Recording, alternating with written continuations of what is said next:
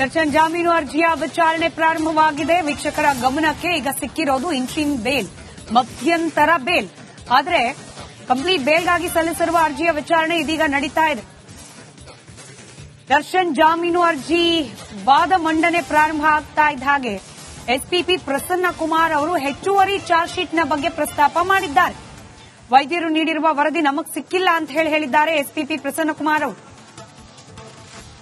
Spp Prasanna Kumar ಮೊದಲಿಗೆ ವಾದವನ್ನ ಮಂಡನೆ ಮಾಡ್ತಾ ಇದ್ದಾರೆ.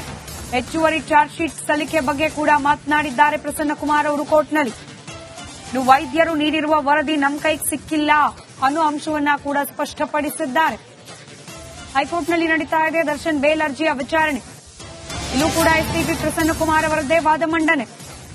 ಹೆಚ್ಚುವರಿ ಚಾರ್ಜ್ ಶೀಟ್ ಸಲ್ಲಿಕೆ ಮಾಡ್ತೇವೆ ಅಂತ ಹೇಳಿ ತಿಳಿಸಿದ್ದಾರೆ ಎಸ್ಪಿಪಿ ಪ್ರಸನ್ನ ಕುಮಾರ್. ಬೆಳಗಿನಿಂದ ರಿಪಬ್ಲಿಕ್ ಕನ್ನಡ ಕೂಡ ಈ ಸುದ್ದಿಯನ್ನು ಬ್ರೇಕ್ ಮಾಡಿದೆ. ಹೆಚ್ಚುವರಿ ಚಾರ್ಜ್ ಶೀಟ್ನಲ್ಲಿ ದರ್ಶನ್ ಅವರು ಇರುವ ಕೆಲ ಫೋಟೋಗಳು, ಹಾಗೆ ಈ ಪ್ರಕರಣದ ಪ್ರತ್ಯಕ್ಷದರ್ಶಿಗಳು, ಪ್ರತ್ಯಕ್ಷ ಸಾಕ್ಷಿಗಳ ಮೊಬೈಲ್ನಿಂದ ರಿಟ್ರೀವ್ ಆದ ಕೆಲವೊಂದಷ್ಟು ಮಹತ್ವವಾದ ಸಾಕ್ಷ್ಯಗಳನ್ನ ಕೂಡ ಇನ್ಕ್ಲೂಡ್ ಮಾಡಲಾಗಿದೆ ಹೆಚ್ಚುವರಿ ಚಾರ್ಜ್ ಶೀಟ್ನಲ್ಲಿ ಅನ್ನೋ ಅಂಶ ರಿಪಬ್ಲಿಕ್ ಕನ್ನಡಕ್ಕೆ ತಿಳಿದು ಬಂದಿದೆ. ಇದೀಗ ಹೆಚ್ಚುವರಿ ಚಾರ್ಜ್ ಶೀಟ್ ಸಲ್ಲಿಕೆ ಬಗ್ಗೆ ಪ್ರಸ್ತಾಪ ಮಾಡ್ತಾ ಇದ್ದಾರೆ ಎಸ್ಪಿಪಿ ಪ್ರಸನ್ನ ಕುಮಾರ್. ಹೆಚ್ಚುವರಿ ಚಾರ್ಜ್ ಶೀಟ್ ನಾವು ಸಬ್ಮಿಟ್ ಮಾಡ್ತೇವೆ ಕೆಲವೇ ದಿನಗಳಲ್ಲಿ ಅಂತ ಹೇಳಿದ್ದಾರೆ. ಅಲ್ಲಿಗೆ ಈ ಕೊಲೆ ಪ್ರಕರಣ, ರೇಣುಕಾಸ್ವಾಮಿ ಕೊಲೆ ಪ್ರಕರಣಕ್ಕೆ ಸಂಬಂಧಪಟ್ಟಂತೆ ದರ್ಶನ್ಗೆ ಮತ್ತಷ್ಟು ಸಂಕಷ್ಟ ಎದುರಾಗುತ್ತಾ ಅನ್ನೋ ಅನುಮಾನ ನೋ ಡೌಟ್ ಈ ಹೆಚ್ಚುವರಿ ಚಾರ್ಜ್ ಶೀಟ್ ಸಲ್ಲಿಕೆ ನಂತರದಲ್ಲಿ ಮತ್ತಷ್ಟು ಉಲ್ಬಣವಾಗುತ್ತೆ. ಸದ್ಯಕ್ಕೆ ಬೆನ್ನು ನೋವಿನ ನೆಪಾವಡಿ ಅಥವಾ ಬೆನ್ನು ನೋವಿನ ಕಾರಣದಿಂದಾಗಿ ಮಧ್ಯಂತರ ಜಾಮೀನನ್ನ ಪಡೆದು ಆಚೆ ಇದ್ದಾರೆ ದರ್ಶನ್. ಕೋರ್ಟ್ಗೆ ವೈದ್ಯಕೀಯ ವರದಿಯನ್ನ ನೀಡಿದ್ದಾರೆ ಸಿವಿ ನಾಗೇಶ್. ದರ್ಶನ್ ಆರೋಗ್ಯದ ಸಂಬಂಧ ವೈದ್ಯಕೀಯ ವರದಿಯನ್ನ ಸಲ್ಲಿಕೆ ಮಾಡಿದ್ದಾರೆ ದರ್ಶನ್ ಪರ ವಕೀಲರಾದ ಸಿವಿ ನಾಗೇಶ್. ಯಾವಾಗ ಎಸ್ಪಿಪಿ ಪ್ರಸನ್ನ ಕುಮಾರ್ ಅವರು ನಮ್ಗೆ ಯಾವುದೇ ರೀತಿಯ ಮೆಡಿಕಲ್ ರಿಪೋರ್ಟ್ ಸಿಕ್ಕಿಲ್ಲ ಅಂತ ಹೇಳ್ತಾರೋ ತಕ್ಷಣಕ್ಕೆ ಕೋರ್ಟ್ಗೆ ಸಬ್ಮಿಟ್ ಮಾಡಿದ್ದಾರೆ ಸಿವಿ ನಾಗೇಶ್ ಅವರು. ನೋಡಿ, ಹಿಂಗಿದೆ ಹೆಲ್ತ್ ಕಂಡೀಷನ್, ಇದೆಲ್ಲ ಟ್ರೀಟ್ಮೆಂಟ್ ತಗೊಳ್ತಿದ್ದಾರೆ, ಹಿಂಗೆಲ್ಲ ಟ್ರೀಟ್ಮೆಂಟ್ ನಡೀತಾ ಇದೆ, ಇತ್ಯಾದಿ ಡೀಟೇಲ್ಸ್ ಇರತಕ್ಕಂತ ವೈದ್ಯಕೀಯ ವರದಿಯನ್ನ ಸಲ್ಲಿಕೆ ಮಾಡಿದ್ದಾರೆ ದರ್ಶನ್ ಪರ ವಕೀಲರು. ಇದೀಗ ಸಿವಿ ನಾಗೇಶ್ ಅವರು ನೀಡಿದ ಮೆಡಿಕಲ್ ರಿಪೋರ್ಟ್ನ ಪರಿಶೀಲನೆಯನ್ನ ಮಾಡ್ತಾ ಇದ್ದಾರೆ ನ್ಯಾಯಮೂರ್ತಿಗಳು. ವೈದ್ಯಕೀಯ ವರದಿ, ಅದರಲ್ಲಿ ಯಾವೆಲ್ಲ ಅಂಶಗಳು ಉಲ್ಲೇಖ ಆಗಿದೆ ಅದರ ಬಗ್ಗೆ ಪರಿಶೀಲನೆಯನ್ನ ನಡೆಸ್ತಾ ಇದ್ದಾರೆ ನ್ಯಾಯಮೂರ್ತಿಗಳು. ಎಸ್ಪಿಪಿ ಪ್ರಸನ್ನ ಕುಮಾರ್ ಅವರು ಕೇಳಿದ್ರು, ನಮಗಿನ್ನ ಸಿಕ್ಕಿಲ್ಲ ಮೆಡಿಕಲ್ ರಿಪೋರ್ಟ್. ಸಿವಿ ನಾಗೇಶ್ ಅವರು ನೋಡಿ ಇಲ್ಲ ಇದೆ ಮೆಡಿಕಲ್ ರಿಪೋರ್ಟ್ಸ್ ಅಂತ ಹೇಳಿ ಸಬ್ಮಿಟ್ ಮಾಡಿದ್ರು. ಇದೀಗ ದರ್ಶನ್ ಜಾಮೀನು ಅರ್ಜಿಯ ವಿಚಾರಣೆ ಪ್ರಾರಂಭವಾಗಿದೆ. ವೀಕ್ಷಕರ ಗಮನಕ್ಕೆ ಈಗ ಸಿಕ್ಕಿರೋದು ಇಂಚಿನ್ ಬೇಲ್, ಮಧ್ಯಂತರ ಬೇಲ್. ಆದರೆ ಕಂಪ್ಲೀಟ್ ಬೇಲ್ಗಾಗಿ ಸಲ್ಲಿಸಿರುವ ಅರ್ಜಿಯ ವಿಚಾರಣೆ ಇದೀಗ ನಡೀತಾ ಇದೆ. ದರ್ಶನ್ ಜಾಮೀನು ಅರ್ಜಿ ವಾದ ಮಂಡನೆ ಪ್ರಾರಂಭ ಆಗ್ತಾ ಇದ್ದ ಹಾಗೆ ಎಸ್ಪಿಪಿ ಪ್ರಸನ್ನ ಕುಮಾರ್ ಅವರು ಹೆಚ್ಚುವರಿ ಚಾರ್ಜ್ ಶೀಟ್ನ ಬಗ್ಗೆ ಪ್ರಸ್ತಾಪ ಮಾಡಿದ್ದಾರೆ. ವೈದ್ಯರು ನೀಡಿರುವ ವರದಿ ನಮಗ್ ಸಿಕ್ಕಿಲ್ಲ ಅಂತ ಹೇಳಿದ್ದಾರೆ ಎಸ್ಪಿಪಿ ಪ್ರಸನ್ನ ಕುಮಾರ್ ಅವರು. ಎಸ್ಪಿಪಿ ಪ್ರಸನ್ನ ಕುಮಾರ್ ಮೊದಲಿಗೆ ವಾದವನ್ನ ಮಂಡನೆ ಮಾಡ್ತಾ ಇದ್ದಾರೆ. ಹೆಚ್ಚುವರಿ ಚಾರ್ಜ್ ಶೀಟ್ ಸಲ್ಲಿಕೆ ಬಗ್ಗೆ ಕೂಡ ಮಾತನಾಡಿದ್ದಾರೆ ಪ್ರಸನ್ನ ಕುಮಾರ್ ಅವರು ಕೋರ್ಟ್ನಲ್ಲಿ. ವೈದ್ಯರು ನೀಡಿರುವ ವರದಿ ನಮ್ಮ ಕೈಗೆ ಸಿಕ್ಕಿಲ್ಲ ಅನ್ನೋ ಅಂಶವನ್ನ ಕೂಡ ಸ್ಪಷ್ಟಪಡಿಸಿದ್ದಾರೆ. ಹೈಕೋರ್ಟ್ನಲ್ಲಿ ನಡೀತಾ ಇದೆ ದರ್ಶನ್ ಬೇಲ್ ಅರ್ಜಿಯ ವಿಚಾರಣೆ. ಇಲ್ಲೂ ಕೂಡ ಎಸ್ಪಿಪಿ ಪ್ರಸನ್ನ ಕುಮಾರ್ ಅವರದ್ದೇ ವಾದ ಮಂಡನೆ. ಹೆಚ್ಚುವರಿ ಚಾರ್ಜ್ ಶೀಟ್ ಸಲ್ಲಿಕೆ ಮಾಡ್ತೇವೆ ಅಂತ ಹೇಳಿ ತಿಳಿಸಿದ್ದಾರೆ ಎಸ್ಪಿಪಿ ಪ್ರಸನ್ನ ಕುಮಾರ್. ಬೆಳಗಿನಿಂದ ರಿಪಬ್ಲಿಕ್ ಕನ್ನಡ ಕೂಡ ಈ ಸುದ್ದಿಯನ್ನು ಬ್ರೇಕ್ ಮಾಡಿದೆ. ಹೆಚ್ಚುವರಿ ಚಾರ್ಜ್ ಶೀಟ್ನಲ್ಲಿ ದರ್ಶನ್ ಅವರು ಇರುವ ಕೆಲ ಫೋಟೋಗಳು, ಹಾಗೆ ಈ ಪ್ರಕರಣದ ಪ್ರತ್ಯಕ್ಷದರ್ಶಿಗಳು, ಪ್ರತ್ಯಕ್ಷ ಸಾಕ್ಷಿಗಳ ಮೊಬೈಲ್ನಿಂದ ರಿಟ್ರೀವ್ ಆದ ಕೆಲವೊಂದಷ್ಟು ಮಹತ್ವವಾದ ಸಾಕ್ಷ್ಯಗಳನ್ನ ಕೂಡ ಇನ್ಕ್ಲೂಡ್ ಮಾಡಲಾಗಿದೆ ಹೆಚ್ಚುವರಿ ಚಾರ್ಜ್ ಶೀಟ್ನಲ್ಲಿ ಅನ್ನೋ ಅಂಶ ರಿಪಬ್ಲಿಕ್ ಕನ್ನಡಕ್ಕೆ ತಿಳಿದು ಬಂದಿದೆ. ಇದೀಗ ಹೆಚ್ಚುವರಿ ಚಾರ್ಜ್ ಶೀಟ್ ಸಲ್ಲಿಕೆ ಬಗ್ಗೆ ಪ್ರಸ್ತಾಪ ಮಾಡ್ತಾ ಇದ್ದಾರೆ ಎಸ್ಪಿಪಿ ಪ್ರಸನ್ನ ಕುಮಾರ್. ಹೆಚ್ಚುವರಿ ಚಾರ್ಜ್ ಶೀಟ್ ನಾವು ಸಬ್ಮಿಟ್ ಮಾಡ್ತೇವೆ ಕೆಲವೇ ದಿನಗಳಲ್ಲಿ ಅಂತ ಹೇಳಿದ್ದಾರೆ. ಅಲ್ಲಿಗೆ ಈ ಕೊಲೆ ಪ್ರಕರಣ, ರೇಣುಕಾಸ್ವಾಮಿ ಕೊಲೆ ಪ್ರಕರಣಕ್ಕೆ ಸಂಬಂಧಪಟ್ಟಂತೆ ದರ್ಶನ್ಗೆ ಮತ್ತಷ್ಟು ಸಂಕಷ್ಟ ಎದುರಾಗುತ್ತಾ ಅನ್ನೋ ಅನುಮಾನ ನೋ ಡೌಟ್ ಈ ಹೆಚ್ಚುವರಿ ಚಾರ್ಜ್ ಶೀಟ್ ಸಲ್ಲಿಕೆ ನಂತರದಲ್ಲಿ ಮತ್ತಷ್ಟು ಉಲ್ಬಣವಾಗುತ್ತೆ. ಸದ್ಯಕ್ಕೆ ಬೆನ್ನು ನೋವಿನ ನೆಪಾವಡಿ ಅಥವಾ ಬೆನ್ನು ನೋವಿನ ಕಾರಣದಿಂದಾಗಿ ಮಧ್ಯಂತರ ಜಾಮೀನನ್ನ ಪಡೆದು ಆಚೆ ಇದ್ದಾರೆ ದರ್ಶನ್. ಕೋರ್ಟ್ಗೆ ವೈದ್ಯಕೀಯ ವರದಿಯನ್ನ ನೀಡಿದ್ದಾರೆ ಸಿವಿ ನಾಗೇಶ್. ದರ್ಶನ್ ಆರೋಗ್ಯದ ಸಂಬಂಧ ವೈದ್ಯಕೀಯ ವರದಿಯನ್ನ ಸಲ್ಲಿಕೆ ಮಾಡಿದ್ದಾರೆ ದರ್ಶನ್ ಪರ ವಕೀಲರಾದ ಸಿವಿ ನಾಗೇಶ್. ಯಾವಾಗ ಎಸ್ಪಿಪಿ ಪ್ರಸನ್ನ ಕುಮಾರ್ ಅವರು ನಮ್ಗೆ ಯಾವುದೇ ರೀತಿಯ ಮೆಡಿಕಲ್ ರಿಪೋರ್ಟ್ ಸಿಕ್ಕಿಲ್ಲ ಅಂತ ಹೇಳ್ತಾರೋ ತಕ್ಷಣಕ್ಕೆ ಕೋರ್ಟ್ಗೆ ಸಬ್ಮಿಟ್ ಮಾಡಿದ್ದಾರೆ ಸಿವಿ ನಾಗೇಶ್ ಅವರು. ನೋಡಿ, ಹಿಂಗಿದೆ ಹೆಲ್ತ್ ಕಂಡೀಷನ್, ಇದೆಲ್ಲ ಟ್ರೀಟ್ಮೆಂಟ್ ತಗೊಳ್ತಿದ್ದಾರೆ, ಹಿಂಗೆಲ್ಲ ಟ್ರೀಟ್ಮೆಂಟ್ ನಡೀತಾ ಇದೆ, ಇತ್ಯಾದಿ ಡೀಟೇಲ್ಸ್ ಇರತಕ್ಕಂತ ವೈದ್ಯಕೀಯ ವರದಿಯನ್ನ ಸಲ್ಲಿಕೆ ಮಾಡಿದ್ದಾರೆ ದರ್ಶನ್ ಪರ ವಕೀಲರು.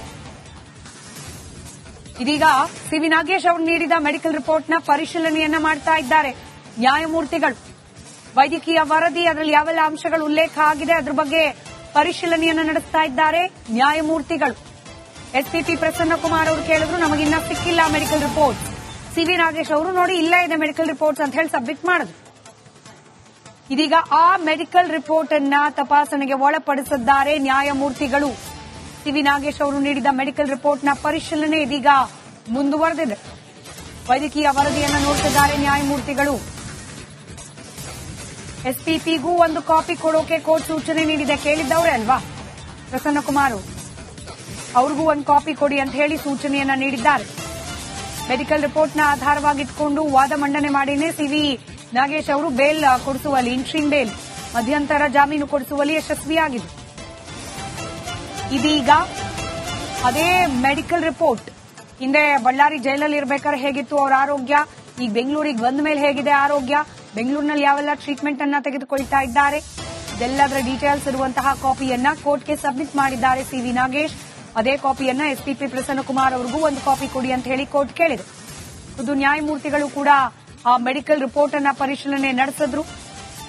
ಅದಾದ ನಂತರದಲ್ಲಿ ಎಸ್ಪಿಪಿ ಪ್ರಸನ್ನಕುಮಾರ್ ಅವರಿಗೂ ಒಂದು ಕಾಪಿ ಕೊಡಿ ಅಂತ ಹೇಳಿದ್ದಾರೆ ನ್ಯಾಯಮೂರ್ತಿಗಳು.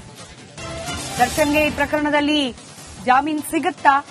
ಸದ್ಯಕ್ಕೆ 6 ವಾರಗಳ ಮಧ್ಯಂತರ ಜಾಮೀನಿನ ಮೇಲಿರುವ ದರ್ಶನ್ ಅವರಿಗೆ ಮತ್ತೊಂದು ಹಂತದ ಜಾಮೀನು ಸಿಗುತ್ತಾ ಅನ್ನೋ ಕುತೂಹಲ. ಈ ಕುತೂಹಲಕ್ಕೆ ಉತ್ತರ ಇವತ್ತು ನಡೀತಾ ಇರುವ ವಾದ ಪ್ರತಿವಾದ. ಸಿವಿ ನಾಗೇಶ್ ಹಾಗೆ ಎಸ್ಪಿಪಿ ಪ್ರಸನ್ನಕುಮಾರ್ ಈಗಲೂ ಕೂಡ ವಾದ ಮಂಡನೆಯ ಭಾಗವಾಗಿದ್ದಾರೆ. ಎಸ್ಪಿಪಿ ಪ್ರಸನ್ನಕುಮಾರ್ ಅವರು ಮತ್ತೊಂದು ಸುತ್ತಿನ ಚಾರ್ಜ್ ಶೀಟ್ ಸಬ್ಮಿಷನ್ ಬಗ್ಗೆ ಮಾತನಾಡಿದ್ರು. ವಾದ ಪ್ರಾರಂಭ ಆಗ್ತಾ ಇದ್ದ ಹಾಗೆ ಹೆಚ್ಚುವರಿ ಚಾರ್ಜ್ ಶೀಟ್ ಅನ್ನು ಸಲ್ಲಿಕೆ ಮಾಡೋ ಬಗ್ಗೆ ಪ್ರಸ್ತಾಪ ಮಾಡಲಾಯಿತು. ಇನ್ನು ಮಧ್ಯಂತರ ಜಾಮೀನಿನ ಆದೇಶವನ್ನು ಓದ್ತಾ ಇದ್ದಾರೆ ಪ್ರಸನ್ನಕುಮಾರ್ ಅವರು. ಆಪರೇಷನ್ ದಿನಾಂಕ ವೆರಿ ಇಂಪಾರ್ಟೆಂಟ್. ಆಪರೇಷನ್ ದಿನಾಂಕವನ್ನ ಇನ್ನು ಯಾಕೆ ಇಲ್ಲಿ ಸ್ಪೆಸಿಫೈ ಮಾಡಿಲ್ಲ? ಮಧ್ಯಂತರ ಜಾಮೀನಿನ ಅರ್ಜಿಯಲ್ಲಿ ಹೇಳಲಾಗಿದೆಯಲ್ವಾ, ಹೆಚ್ಚುವರಿ ಚಿಕಿತ್ಸೆ ಬೇಕು, ಸರ್ಜರಿ ಮಾಡಿಸ್ಕೊಳ್ಬೇಕು. ಎಲ್ಲಿ ಮಾಡಿಸ್ಕೊಂಡ್ರಿ ಸರ್ಜರಿ? ಯಾವಾಗ ಮಾಡಿಸ್ಕೊಳ್ತೀರಿ ಸರ್ಜರಿ? ಯಾಕಿನ್ನೂ ಆಪರೇಷನ್ ಆಗಿಲ್ಲ? ಅದ್ರ ದಿನಾಂಕ ಇನ್ನೂ ಕೂಡ ಸ್ಪೆಸಿಫೈ ಯಾಕಾಗಿಲ್ಲ ಅನ್ನೋ ಪ್ರಶ್ನೆಯನ್ನ ಕೇಳಿದ್ದಾರೆ ಎಸ್ಪಿಪಿ ಪ್ರಸನ್ನಕುಮಾರ್ ಅವರು. ಇನ್ನು ರಿಪಬ್ಲಿಕ್ ಕನ್ನಡ ಈ ಬಗ್ಗೆ ಮೊದಲೇ ಹೇಳಿತ್ತು. ನೋಡಿ, ಆಪರೇಷನ್ ದಿನಾಂಕವನ್ನ ಮುಂದೂಡ್ತಾ ಹೋದ ಹಾಗೆ ಈ ಬೇಲ್ ಅರ್ಜಿಯನ್ನು ಸಲ್ಲಿಕೆ ಮಾಡಿದ್ದಾರೆ, ಅದಕ್ಕೆ ಆಪತ್ತಾಗೋ ಸಾಧ್ಯತೆ ಇದೆ. ಇನ್ಫ್ಯಾಕ್ಟ್ ಈ ಮಧ್ಯಂತರ ಜಾಮೀನನ್ನೇ ಪ್ರಶ್ನಿಸಿ ಸುಪ್ರೀಂ ಕೋರ್ಟ್ಗೆ ಮೇಲ್ಮನವಿ ಹೋಗುವ ಚಿಂತನೆಯನ್ನ ಕೂಡ ನಡೆಸ್ತಾ ಇದ್ದಾರೆ. ಖುದ್ದು ಪೊಲೀಸ್ ಕಮಿಷನರ್ ಈ ಬಗ್ಗೆ ಮಾತನಾಡಿದ್ದಾರೆ, ಮಾಹಿತಿ ಕೊಟ್ಟಿದ್ದಾರೆ. ಮೇಲ್ಮನವಿ ಹೋದ ಸಂದರ್ಭದಲ್ಲೂ ಕೂಡ ಈ ಆಪರೇಷನ್ ಮಾಡಿಸ್ಕೊಳ್ಳದೆ ಇರೋದು ದರ್ಶನ್ ಪಾಲಿಗೆ ಕಾನೂನಾತ್ಮಕ ಸಂಕಷ್ಟ ತಂದೊಡ್ಡೋ ಎಲ್ಲ ಸಾಧ್ಯತೆ ಇದೆ.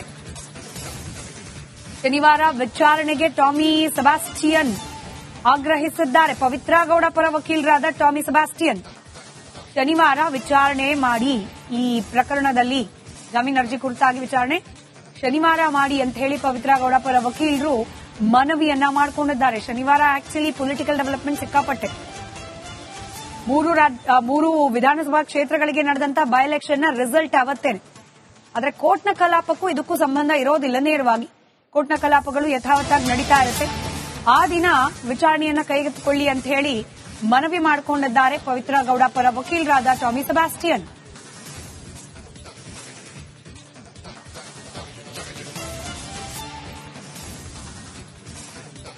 ಮಧ್ಯಂತರ ಜಾಮೀನು ಪಡೆದು ಜೈಲಿನಿಂದ ಹೊರಗಿರುವ ದರ್ಶನ್ ಅವರು ಹಾಗೆ ಇದೇ ಪ್ರಕರಣದ ಆರೋಪಿ ರೇಣುಕಾಸ್ವಾಮಿ ಕೊಲೆ ಪ್ರಕರಣದ ಮತ್ತೋರ್ವ ಆರೋಪಿ ಪವಿತ್ರ ಗೌಡ ಜಾಮೀನು ಅರ್ಜಿಯ ವಿಚಾರಣೆ ಇವತ್ತು ಹೈಕೋರ್ಟ್ನಲ್ಲಿ ನಡೀತಾ ಇದೆ.